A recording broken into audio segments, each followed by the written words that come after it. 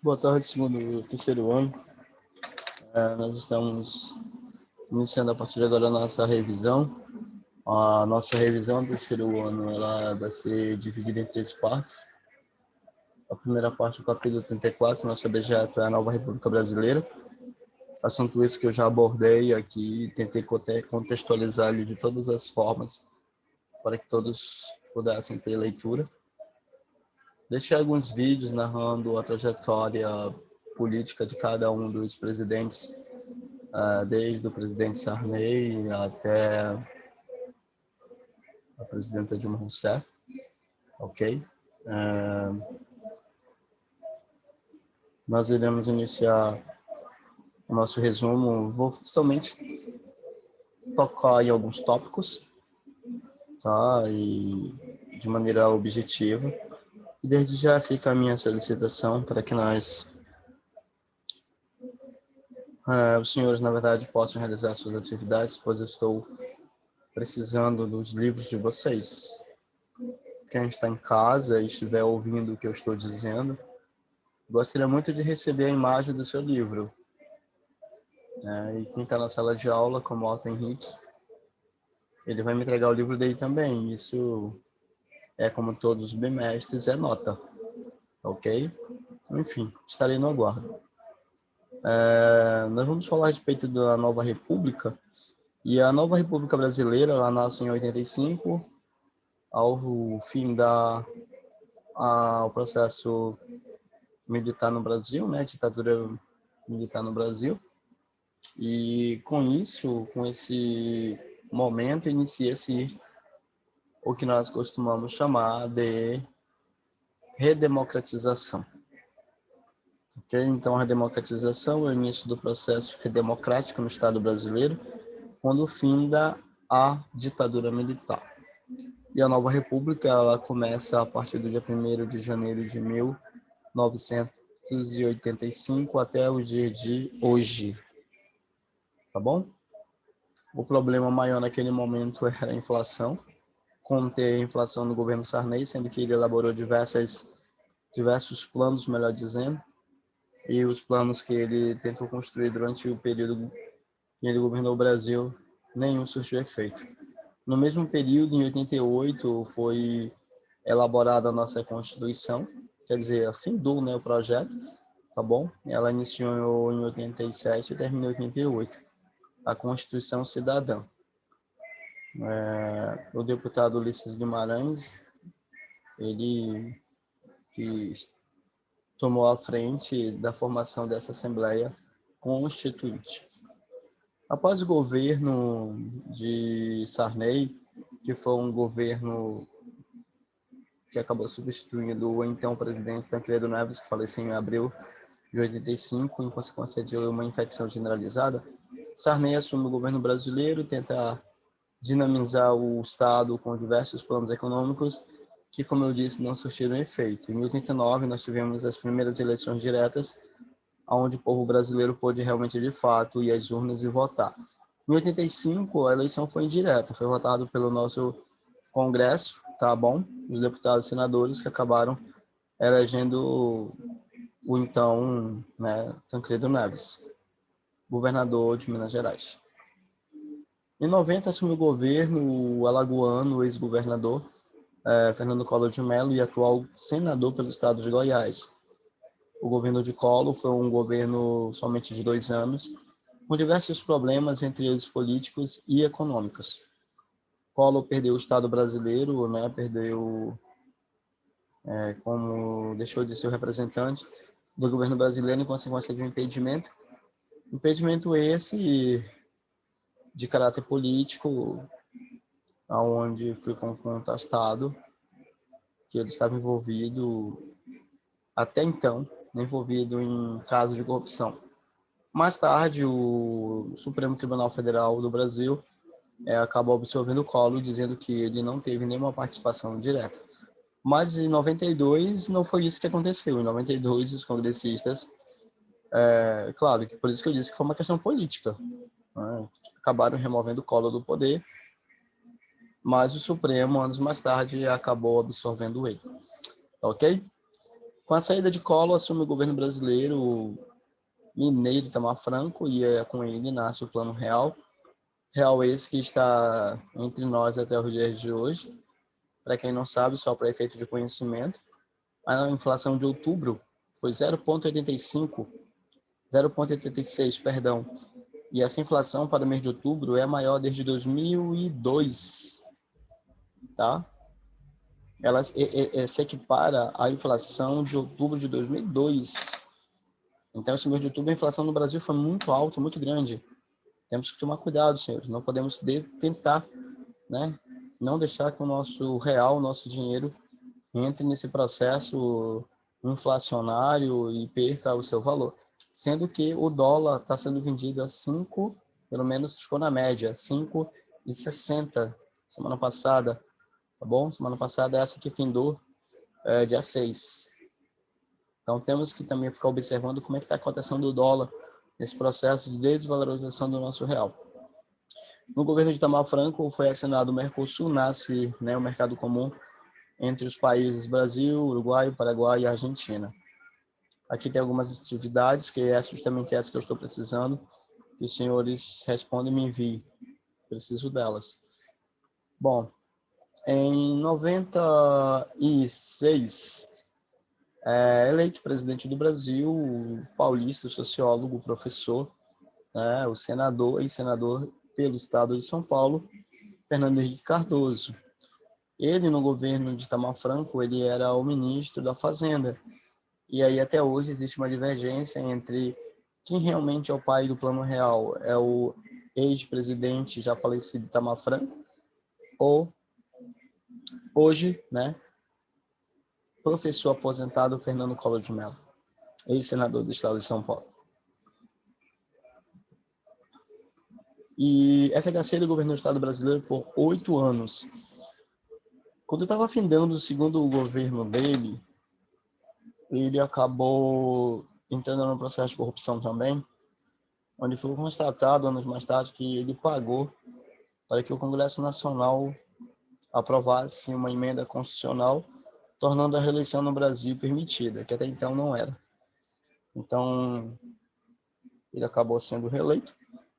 Na primeiro governo dele, ele ganhou a eleição em cima do petista Luiz Inácio Lula da Silva. E o segundo mandato dele também ele ganhou em cima, tá, do petista Luiz Inácio Lula da Silva. Então, foram Lula no cenário político, ele perdeu de Collor, perdeu de FHC e perdeu de FHC. 3 derrotas, tá? O governo de Fernando Henrique Cardoso foi um governo cheio de transições, um governo promovido por muitas privatizações, um governo onde o contexto econômico se abriu mais ainda, né? Iniciou-se o processo neoliberal no Brasil a partir do governo do Fernando Collor de Mello, mas foi no governo de FHC que o Estado brasileiro, né, acabou se expandindo, abrindo mais o seu mercado para o contexto neoliberal. Como eu disse, Lula ele tentou 3 vezes se eleger presidente do Brasil. Em 2002, 2001, ele concorreu com 2002, ele concorreu então com o senador, o atual senador de São Paulo, José Serra, do PSDB, e Lula aí ganhou o governo brasileiro, ganhou a presidência do Estado brasileiro, melhor dizendo. A princípio, todo mundo estava temeroso, pois era um candidato de esquerda e até então, desculpe a redundância, naquele momento todos estavam, né, cheios de expectativas, pois o Estado brasileiro nunca tinha sido governado por um, né, membro de um partido de esquerda, ou era de direita, ou era de centro. E aí tinha toda aquela situação ainda da Guerra Fria, União Soviética, Cuba, né, todas aquelas questões socialistas, enfim. Lula ele fez um governo de transição, terminou o FHC, começou o governo Lula. No primeiro mandato de Lula, ele criou vários programas sociais, né, como o Fome Zero, que no decorrer dos anos do governo PT, ele foi deixando de ter importância, acabou deixando de lado e não se falou mais. tá ok? No segundo mandato, Lula, em 2006, ele concorreu com o ex-governador de São Paulo, também do PSDB, Geraldo Alckmin, tá ok? E aí Lula acabou vencendo a eleição para um segundo mandato, tá ok? Lula ganhou do PSDB com Serra e ganhou em cima do PSDB com Alckmin. No segundo mandato de Lula, ele se envolveu em alguns casos, foram à luz diversos casos de corrupção, como um tal de mensalão. No contexto político foi conturbado, ele foi acusado de pagar deputados e senadores propina para que as suas emendas fossem aprovadas no Congresso e ele pudesse, né, fazer um governo onde tudo que ele jogava no Congresso fosse aprovado. Isso é fundamental, ter o apoio dos congressistas. Enfim, a CPI não deu em nada, né, terminou em impeachment e Lula continuou no poder, ok? Aí nós temos uma leitura para reflexão, conjunto de atividades que eu solicito. Em 2010, findando o governo Lula ele acaba indicando a ex-ministra da Casa Civil e também ex-ministra do Ministério de Minas e Energia, a mineira Dilma Rousseff, como candidato. Ele escolhe ela, até então uma desconhecida dentro do Senado Nacional e com apoio de Lula. Lula chegou a ter 70%, 80% de aprovação pelos brasileiros dentro dos seus 8 anos de governo, tá? Os índices da nossa economia eram pujantes, a nossa indústria crescia, desemprego existia, mas em níveis muito baixos. Então, isso fez com que o governo de Luiz Inácio Lula da Silva conseguisse indicar para a presidência do Brasil, né, a mineira Dilma Rousseff. A Dilma Rousseff, ela teve um primeiro governo de 4 anos, sendo que ela não governou, porque governava realmente, de fato, algumas fontes dizem que foi o Lula. Só para vocês terem uma ideia, todos os ministros que faziam parte do seu governo foram indicações de Lula, né? Ela parecia mais uma marionete. Quando aconteceu o fim do primeiro mandato dela em 2014, ela concorreu com o mineiro Aécio Neves, neto de Tancredo Neves. Dilma Rousseff ganha, tá? Só que entre 2015 e 2016, uma avalanche de denúncias de corrupção abalou o governo do PT. A nossa economia começou a entrar em processo, né, de desaceleração. O número de desempregados ficou muito grande. Ela começou a perder poder político no Senado, no Congresso Nacional. Enfim, acabou findando que ela foi acusada de improbidade administrativa e o impeachment dela foi aceito pela Câmara, foi votado e ela acabou perdendo, né, o mandato. Aqui nós temos uma imagem, olha só, nasce o contexto meio que nacionalista defendendo a nação brasileira, aqui é a Avenida Paulista, que é o prédio da Fiesp, e a bandeira, né? Tudo isso em consequência também de um processo que iniciou pela Polícia Federal no estado de São Paulo, a partir de um lava-jato, né, essa verificação da Polícia Federal nesse lava-jato acabou se transformando,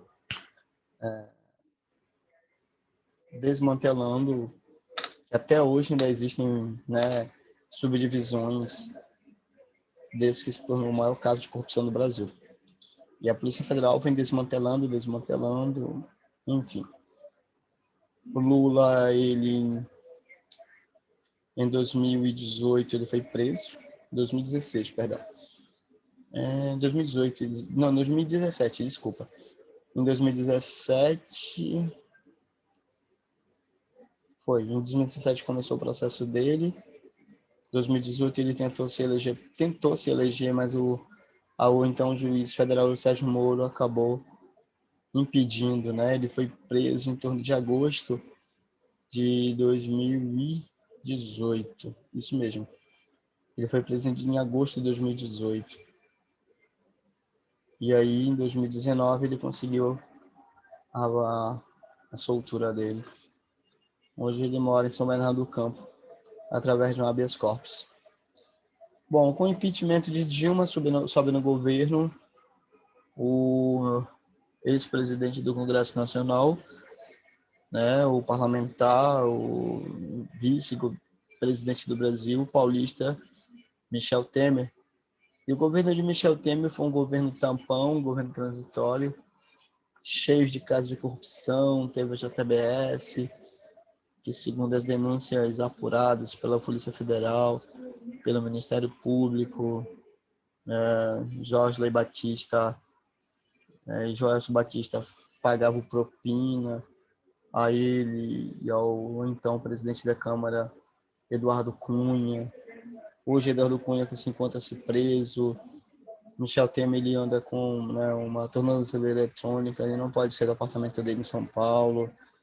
Então, diversos casos de corrupção foram lavando o Brasil, sujando, na verdade, né, laminhando o nosso Estado, onde gerou diversas crises, crise política, crise econômica, crise social, até favorecendo a eleição do atual presidente do Brasil, o também paulista, mas